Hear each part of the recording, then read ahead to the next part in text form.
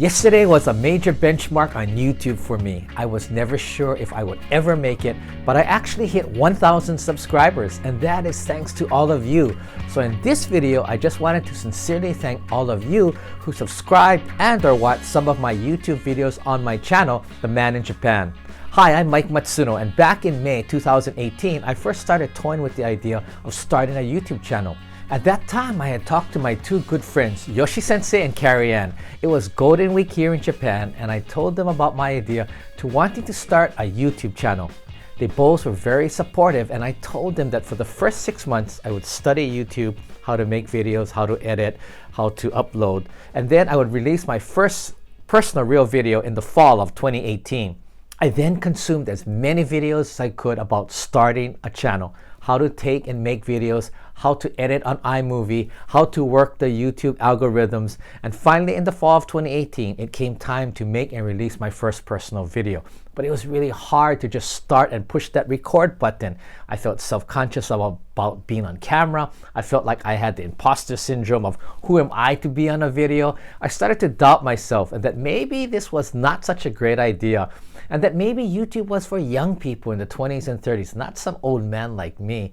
In addition, after watching and accumulating the knowledge I had learned on YouTube, I found that when you actually have to apply it and do something with it, it never works out as easily like they show you on the YouTube videos. Even to ask people to subscribe on the video was really difficult at first for me. I knew it was a simple thing to do and did not cost anything except a few seconds or even a few minutes if you were not registered on YouTube. But even to ask that, I felt kind of a heavy burden on me. Finally, on October 1st, I released the first video about the Man in Japan channel, which wasn't very good, but it was a start. And after that, I started making random videos about Japan, taking care of my dad and mom in Hawaii, and taking my dad to Las Vegas, as well as teaching on the Ship for World Youth, and when friends came to visit me here in Japan. Before I started, I thought that getting to 1,000 subscribers wouldn't be so difficult, but I was so way off the mark. When I started putting videos out, I was getting almost no subscribers. I remember having only 17 subscribers at the first 2 months, and then only 25 for the next 3 months thereafter. I could not understand what to do, even with all the advice that was on YouTube. So for the next 2 years, I dabbled in uploading videos of an array of topics, but there was no real channel focus, just a hodgepodge of videos. I was also returning to Hawaii 3 times a year for a month each time to take care of my parents.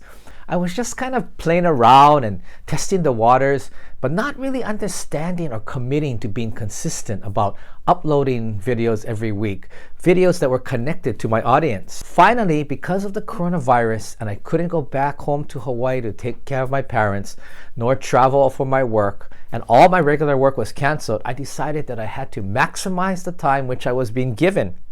And this year in March of 2021, I decided to really take YouTube seriously, to be more consistent, 1 video a week if possible, and work on improving the audio and video quality along with the editing. I went back and again started to watch all the different YouTube videos about how to call for action, how to make a thumbnail, how to shoot a better video, and I tried to choose video topics that people may be interested in about Japan. It was March, and so I made 3 videos about the Tohoku earthquake tsunami disaster which happened back in 2011 in March. And then I started to reach out to everyone that I knew to ask them if they would subscribe to my channel.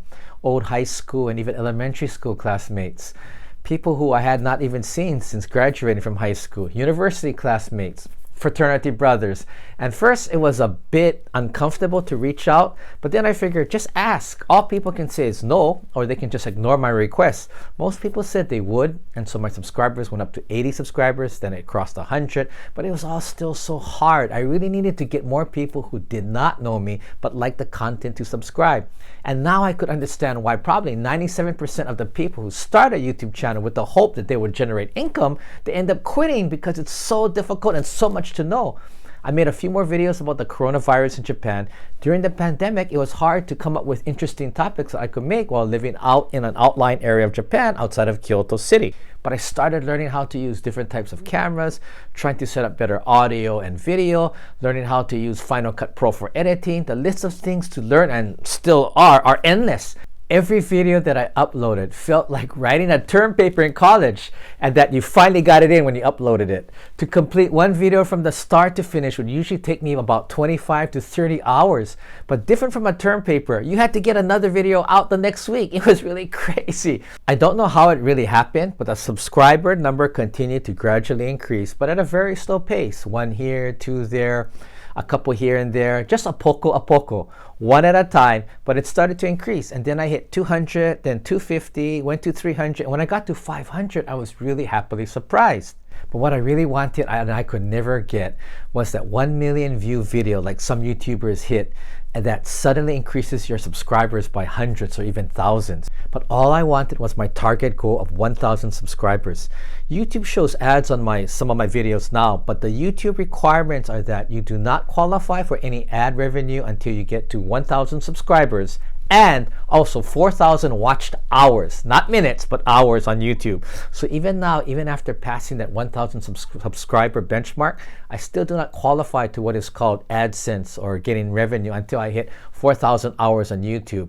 I'm only at about 3,000 hours now, but I'm just so happy to reach the 1,000 subscribers because although the odds were against me, I wanted to challenge myself to see if it was possible. And yes, it did take over 2.5 years to get to this point and a bazillion hours on learning and making YouTube videos, but I did make it thanks to you.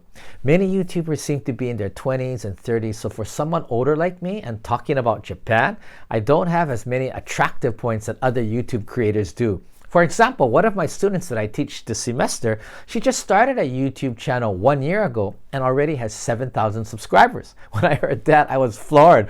But the reality is that she's everything people would want to watch in a video. She's young, she's female, she's cute, and she teaches dance. I'm exact the polar opposite. So as they say in Japan, shikata ga nai, it can't be helped. But again, thanks to all of you, I made it to 1,000 subscribers, and I am so very grateful. And so I will continue to climb the path up Mount YouTube. But I feel at least I have now reached base camp. Now I will work to get the last 4,000 viewed hours and more subscribers, hopefully. But lastly, it means a lot that so many of you who subscribed did so for me because you knew me. Thank you so much. And a really big thanks to all of you who didn't know me but liked the channel or content and subscribed. I am so grateful and appreciative for all of you. Simple pleasures are the best, and I'm a very happy man at my age for reaching the goal of 1,000 subscribers. Thanks so much. Arigato.